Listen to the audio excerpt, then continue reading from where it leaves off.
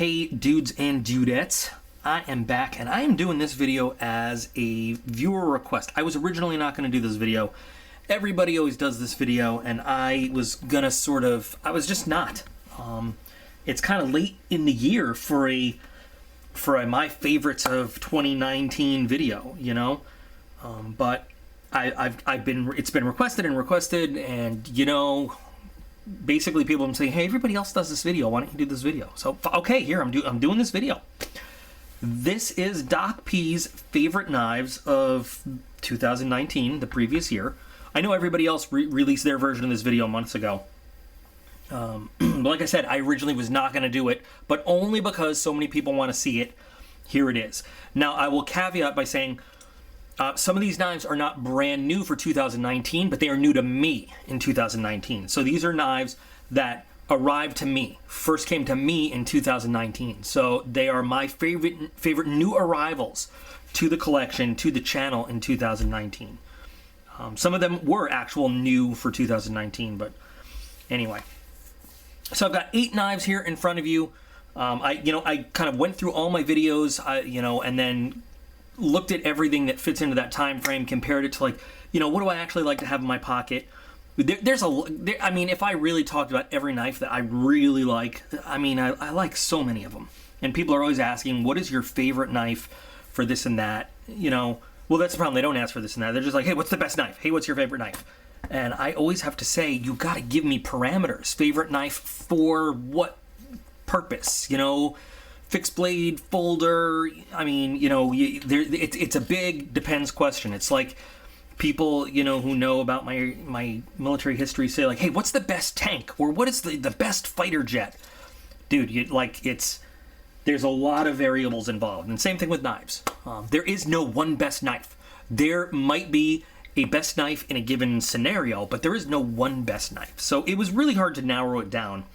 But these are my favorite new additions to the Doc P knife family for 2019. And I'm going to break it down. I'm going to keep it, guys, I talk, but I'm going to keep it as short as I can as we go. So I'm going to start over here with the folders and then work my way to these 3 fixed blades. And you guys are free to comment that you agree, you disagree. Maybe there's something that you saw on the channel that you think really should have been mentioned here, or maybe you just disagree, but whatever. Please, join in the conversation. So the first one I'm going to throw in is this Kissing Crane. It is their 2019 Father's Day knife. And, this has to make the list because this came from the boys.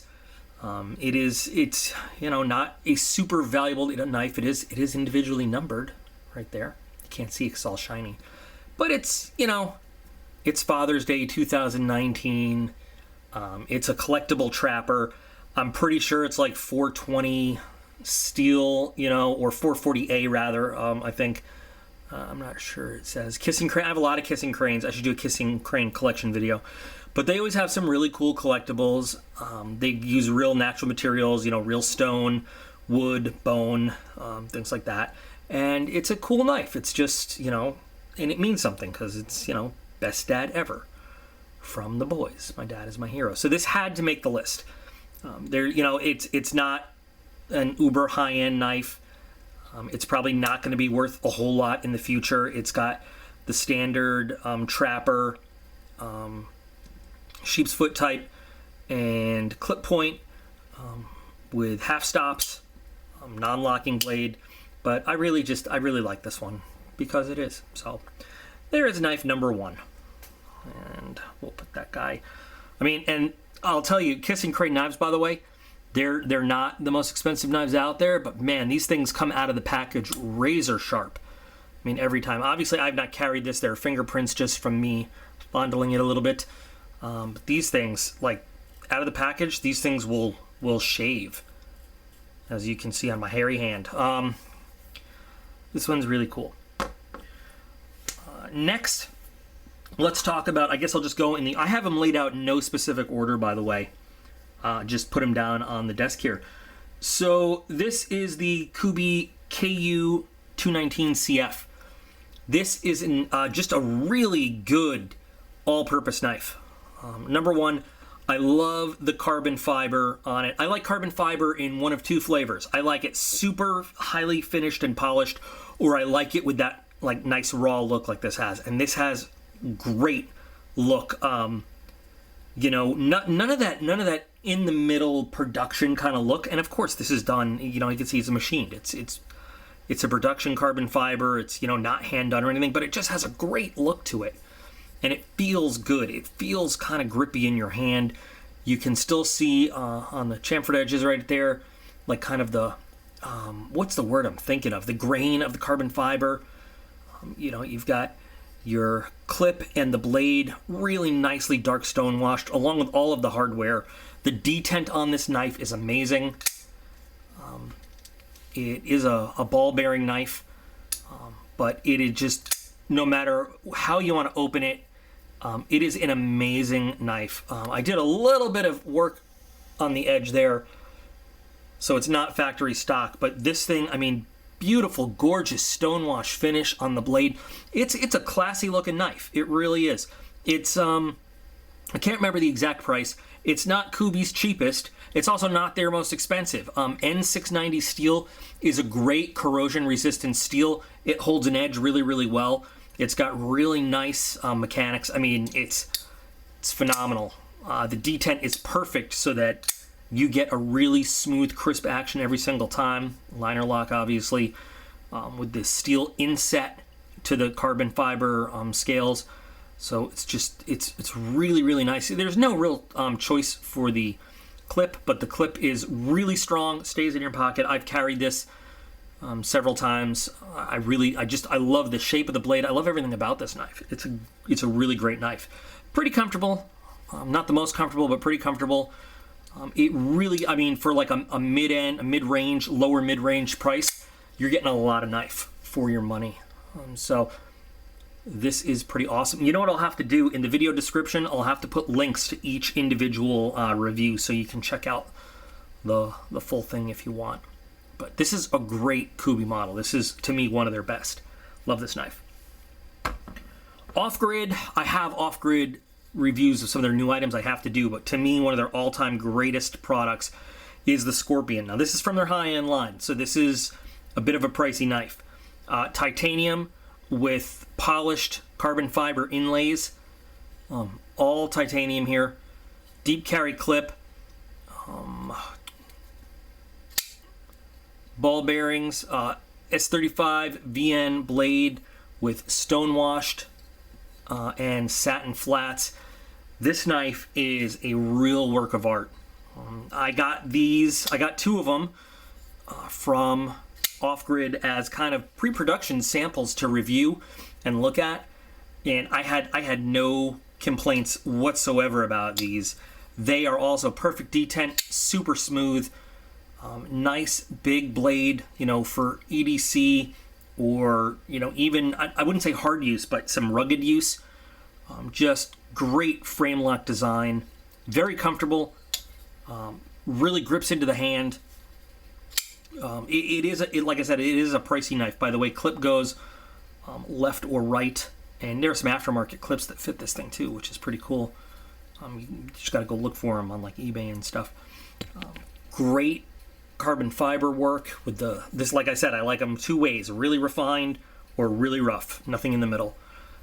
This knife comes out of the package super ready to slice. It is just really, really nice design. Now, I have thought about doing some ano on this, but carbon fiber will burn, so it would require taking the inlays out, and you know, I don't want to mess it up, but this is just, Off-Grid is one of the best companies, one of the best knife companies I've ever worked with. The owner, you know, is super open to input, constructive criticism, ideas, and everything. He really takes customer service to heart. It's just a really good company that cares about customers and produces some really nice stuff, and you're going to see some new reviews really soon. It's a relatively simple design with just great mechanics and everything. So yeah, it's putting some money out there, but I think I said in the original review, this same knife with the name Zero Tolerance on it, or Spyderco or Benchmade, would easily be 3 times the price what he charges with the materials and everything that goes into it. This is, and the size, you know, and the amount of material you're getting. This is a really great knife. Really, really great knife. I don't know why Off Grid hasn't taken off more. It really should. And the logo here, kinda, reminds me of Doctor Who's TARDIS. But that's neither here nor there. So this knife, awesome knife. Great. And this clip, super, it holds strong, but is very easy. Easy on the pocket, doesn't shred or anything. Really nice.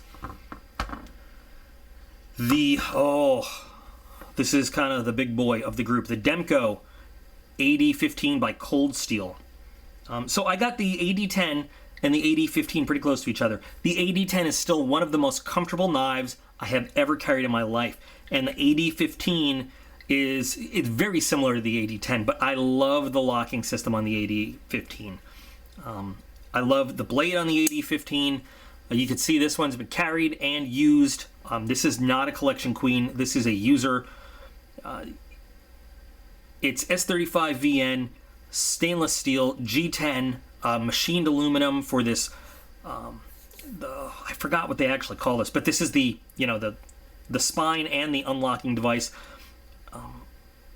Pricey, again, pricey, but you're getting a tough-ass machine of a knife. The custom ones can be like in the thousands of dollars. And Cold Steel worked with Andrew Demko to put both the AD and the AD15 within production prices. So I'm not going to afford a custom of either anytime soon. So I'm really glad to have both in my collection. But the AD15 is really comfortable. It's a little bit lighter, I think, than the AD10, or if that's just in my head. But I love the locking system here. It's innovative. It's cool. It's super secure. You can see it's got this bar that locks into the blade there. It's got these pins that lock into the lock over there. Once it's almost as solid as a fixed blade once it's open. The mechanics on it though are nice and smooth. I mean, it's slim in your hand for a knife, this size and this rugged. Slim in your hand. Slim in your pocket compared to a lot of others. But it's tough. I mean, it is tough. People have tried to destroy this knife. You have to really try to destroy this knife. Clip is left or right, but it is tip up only, which is just fine with me. And it's just fun to mess with. I always often use the word fidget spinner knife, and people think I mean like a knife with a fidget spinner on it, or vice versa. But I just made a knife that you can mess with while you're sitting around. And this is definitely one that's very unique. Cool piece to have in your collection. And it is, out of the box, it is a razor blade. And it holds that edge. The heat treat on the blade is awesome. It's a really cool looking knife. And, I should have brought out the AD10 as well, because I think I would interchange either one of these. AD10 or the AD15 are both awesome purchases. Great money. Spent, great product for the money, but I really like the mechanics on the AD15. It's really cool, and I would recommend them to anybody. It's a real workhorse of a knife. If you are thinking about something like the Benchmade 275 Adamus, strongly look at the Cold Steel AD15, AD10 before you make that purchase. If you can get one in your hand, do it. Now, this Kaiser right here, this is the Lancer 2. This came to us through us being me, through Monthly Knife Club, through the Onyx box in, I believe it was April 2019. It is just it's a nicely anodized titanium frame lock, a simple little bead blast blade, high quality materials, S35VN. It's just, I like the simplicity of it. It's classy. The metal is not showing its most bright colors right now, because whether you may know it or you may not, when you touch anodized aluminum or titanium, your fingers kind of dull the color down a little bit. It's just a beautiful, beautiful look. It's a solid knife. The mechanics on it are awesome. Great bearings. It's the kind of thing, though, that I don't want to mess up by carrying. It's a collection queen, but this is, you know, Kaiser's high-end line. This knife, if you got some money to spend, this is a gorgeous, well-engineered, beautiful knife. Monthly Knife Club always sends out great things. I love them tremendously, but, you know, this one is just one of my favorites in terms of the look and the feel, the size, the weight, everything about this thing is just perfect. Especially the finish on it, and the blade grind is beautiful. It would make a very nice EDC. It really would. You could just sit and flip this thing all day long. Mechanics are amazing. Mechanics are beautiful. It's one hell of a good knife, and I love it. Originally, in the beginning of the video, I know I said 8 because I counted 8 knives in front of me. I forgot there are 2 others that I had that I just forgot to line up. I had 10. I got 10 because 10 was a nice round number. So this is also from Monthly Knife Club. This is from June 2019. This is by Browse Blades, the T4. This one happens to be a numbered limited run just for Monthly Knife Club. But this is a great flipper. I loved everything about this one. This is an aluminum frame, liner lock, D2 blade. This guy came out super sharp as well. So it was very, very comfortable handle. Very comfortable grip. Kind of a sweet shark-looking profile on it. Great detent also. I mean, incredible action. Faster than any kind of switchblade you've ever seen. Seriously. And let me see if I can show you the numbering. All of them were numbered on the flippers. So I need the camera to focus there. Yeah, a 500, which is pretty cool. This one is pretty lightweight. You've got a heavy D2 blade, but very light anodized aluminum frame holding it all together. So very, very nice. There is a little bit of finger wearing because it is a very heavy, hard detent with that flipper. But man, it all comes together so nicely in your hand. So comfortable. Clip is a little hard, but really holds it in there. It'd be nice if it's deep carry. That's the only thing this knife is missing. Great color. I mean, the ano on this is beautiful. And I mean, I've carried this around a little bit, but not too much because it's a limited. And look how it fills out even a big hand. So much real estate to hold on to. So this is another great knife from Monthly Knife Club. Love it. Love it to death. Browse makes some really fine blades. And then the last folder is by Nemesis Knives, which is owned by Jeff Hall, who's an amazing designer on his own. But he worked with Al Marr, who is one of the best names in knife designing. And he got some of Al Marr's old unreleased designs, and he put out some of those. And this is Nemesis Knives Al Marr MPR2. And I love it because it's 2 of the greatest names in knives, Jeff Hall and Al Marr. And this comes in, it's got the drop point. I think it also comes in a Tonto blade. Now this is, you know what, it's a little bit more lower end production, but it's still a beautiful design. Comes standard with the deep carry clip. This is the kind of, I don't know how to say it. If you notice a difference in the carbon fiber here and this kind of cheaper slab, this is what I was talking about that I don't like. You just see a difference. But anyway, the action on this thing is so good. I mean, it is a much less expensive knife, but of course it feels good. It's an Al Marr design. It feels good. The mechanics are amazing. It feels like nothing. The knife deploys and goes back in, and you feel like it feels like nothing at all. So VG10 steel, and the steel comes from Japan, and the knife is assembled in China, unfortunately. But VG10 is really good steel. I like it a lot. I'm a big fan. and you just have satin finish on the blade itself and your steel liners, which are skeletonized to make them a little bit lighter, but it's really nice. And, you know, these are not that expensive. They're really not. I've carried it a couple times. It's more just I wanted to own the piece designed by Almar and made by Jeff Hall, you know, is the thing. But really, really nice knife too. So these are my picks for the folders coming to me in 2019. I would EDC any of these. Any of them would be great to carry around. Obviously, some I carry and use more than others. But this one stays, you know, in the drawer to stay safe. The boys sometimes want to see it, you know, can we see the knife we got you? And I can show them. I'm taking good care of it. But any of these I'd be happy carrying. Just these usually stay, you know, looking nice. I love carrying the Kubi. I love carrying the AD-15 because carrying the AD-15 feels like you're carrying a tank in your pocket. So it's awesome.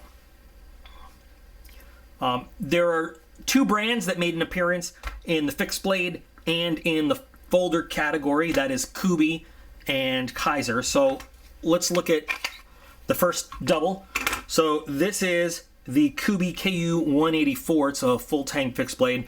It's not a big crazy one, and I don't, you know, EDC fixed blade knives. You guys know that, who've been with me for a while. But this is an EDC friendly sized fixed blade knife. Now you can see I have used this one out by the fire pit, out in the woods a little bit. It is a remarkably strong knife for its size. It comes really, really sharp right out of the package. It really does. It's a D2 blade, so you are gonna have to give it that little care and attention. It holds an edge great though, and ergonomically, you can cut and cut and cut, and this thing it doesn't look like it should be as comfortable as it is, but it is so comfortable in your hand. So I've really enjoyed having this out, just walking through the woods with the boys, you know, doing a little bit of light camping and stuff, just cutting up some wood to start a fire. This has been really, really good for that. You know, honestly, I'm not sure. These all might be on my Amazon influencer list of fixed blades or folders. I couldn't tell you the truth right now. I don't know. This is a great choice when you don't need like a big hulking blade, but you just want that sturdy reliability of a fixed blade. This has never let me down, and I really enjoyed this one. So I'll put that guy over there. Kaiser, speaking of big hulking blades, this is the Salient. I got this one first from Mass Drop, and then I think another one came in either Barrel and Blade or PMP or Monthly Knife Club. I can't remember. So I have another one that I keep nice and pretty. But I use this one to split wood. Yeah, no kidding. That's what all this is. This is wood debris. I will take, so I have pin oak here, which is a pretty hard wood, and I will take chunks that are yay big, and I will just use this and use either a branch or a shop mallet and cut right through them with this thing. And it is amazing. First of all, this handle is so comfortable. It is so comfortable. This coating, like, take a look. I mean, you can see all the tree material on here and everything, but you will not see any wearing off of this powder coat at all. I just haven't washed it off, but none at all. It is holding steady. It is durable, and believe me, it has taken a beating, a real beating. It is a great chopper because it's very front heavy. I mean, this thing I think it'll survive just about anything. The real thing is, though, the comfort on this handle, as it's, you know, you feel the shock of hitting it over and over and over again. You don't get any of that, and if you've done real heavy batoning of a knife or something like that, you know what I'm talking about, where you feel that coming through your wrist. This doesn't give you that kind of pain. It's just so comfortable to use. I love the Salient for the power, for its weight, for its just edge retention. It is phenomenal. Absolutely love this knife. If I was going to, you know, I have a lot of good fixed blades. and by the way, you can see here 1095 carbon steel, which is like the gold standard of fixed blade knife steel. And that's why you got a little bit of rust forming. It was left outside in the rain one day. I brought it in, I dried it off. That rust will come off with a little WD-40 and a green scrubby pad. But it's the edge is still sharp. Look at the shininess of it. I have not done any. I've literally done nothing to the edge since the day I got it. I swear. This thing is, if this feels like you're carrying a tank, this is the howitzer. Okay, this is I've talked enough about it. I love it to death. And then finally, when Real Steel updated their bushcraft knife to the Bushcraft Plus, what they did was they took the old Scandi grind and they gave it a full convex grind on there. This thing has performed so well. And you've got a little storage container inside the handle. It comes with an amazing sheath. Now, the one complaint, it's not even a complaint, all right? It's comparing two different knife styles. It does not have the chopping power, the forward weight power that the Salient has, but as a bushcraft knife, as just a general survival type knife, this thing is incredible.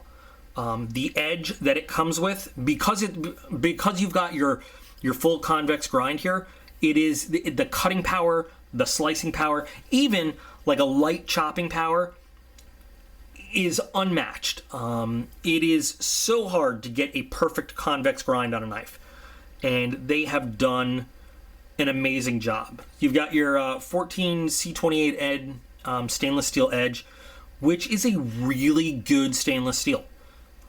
Some people don't like it, but it is really, really good.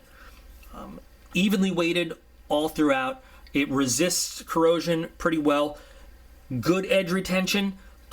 There's some tricks to sharpening this, because the truth is, when they give it to you, it's got the full convex grind all the way down to the bevel. When you first sharpen it, you could end up, you've got convex until you get your triangular, edge that you're sharpening. That's not going to affect a whole lot, but there are some tricks to keeping this a convex bevel on there. You can learn how to do that, which will keep it a little bit more efficient. But comfort-wise, grip-wise, this is, even against their own bushcraft, the Bushcraft Plus is one hell of a knife, and I would recommend it to anyone and everyone that was looking for a solid outdoors knife. So this is, and you can see it's not clean and pretty. It says this has been out and about and used quite a bit.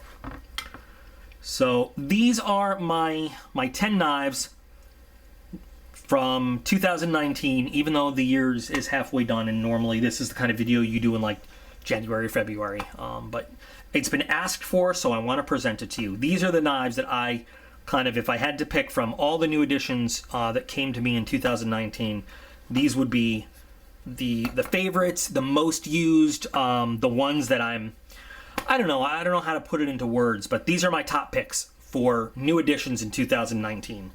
And I've gotten a lot in 2019, and this is not to say that the rest are not good, awesome. I've got some that I really, really love, but as I think about it, these are the ones that have either gotten the most pocket time or have been outside the most, or I find myself reaching for the most. I hate to say it, I got to use an expression from my buddy Dave, finger fucking the most as I'm sitting around, these are the ones. So there you go. I know that everybody kind of has their own likes and dislikes, but that's it. That's it. I guess that's it. Okay. So I'm curious to see what you guys think. If there's, there are a lot of good knives that came out that maybe I just, don't have, or just didn't make my list for some reason. Or maybe there's a knife I reviewed in a video that you saw that you really liked that's not here, and you think, hey, why isn't that here? Go ahead, drop the comment. Why isn't this knife here? And we'll talk about it.